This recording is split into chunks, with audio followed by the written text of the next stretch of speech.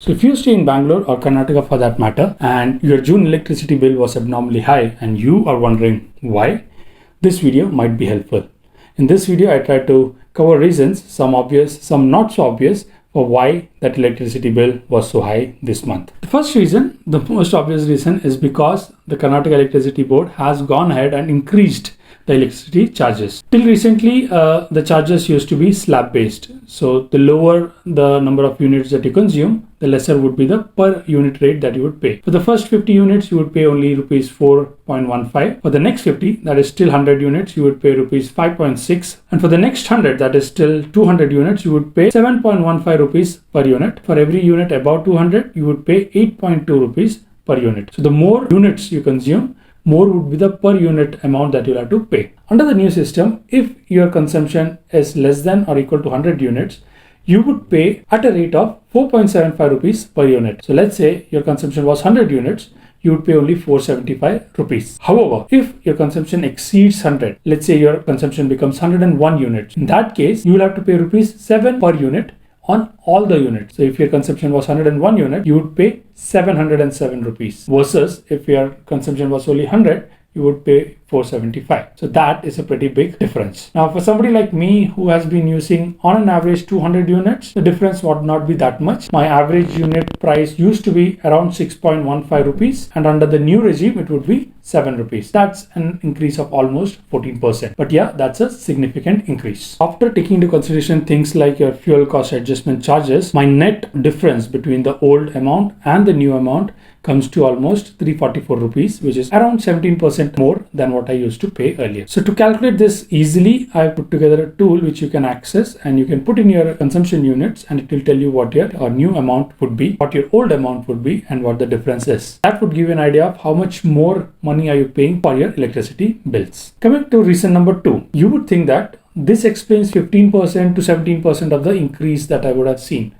But why is my bill so much higher? That could be because of the fact that this increase was declared on 12th of May.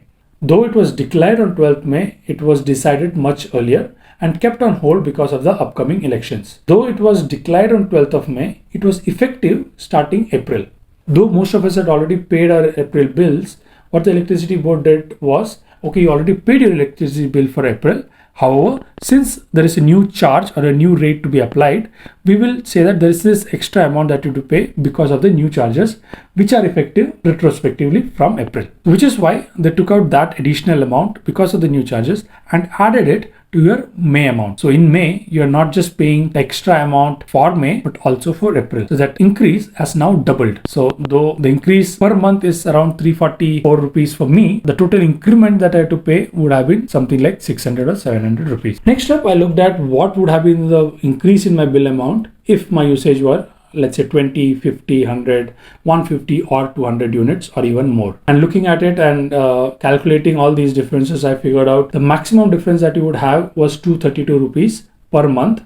And that would be around the 120, 130 unit usage. Another interesting thing is, as your consumption increases beyond 200 units, for example, your bill amount will actually reduce. Now, these two things should ideally explain most of the increase that you're seeing in your electricity bill amounts. There are some simpler things to look at. For example, April, May are generally the hottest months in the year, and you end up using a lot more electricity because you're using your fans, ACs, refrigerators a lot more. In my case, for example, March, April, May is generally those months wherein I see the highest consumption of electricity. You can look at your consumption of units for the latest bill and see what the trend has been. If you see a spike of around 50-60 units, I think that is to be expected because of this higher usage. The other reason could be because the meter reading for the month of May, which generally happens on the first few days of June, this time happened a little later. So what has happened is the number of days that you're being billed for is not 30 days, but 30 days plus this delay of 7, 8, 10, 15 days. Lastly, if you see your consumption units has seen a huge spike, 2 times, 3 times the number of units that you generally see, and most probably there is something wrong with your meter itself, which you will have to complain about to the electricity board itself. The last thing that you might have to check for is excess load. If you are not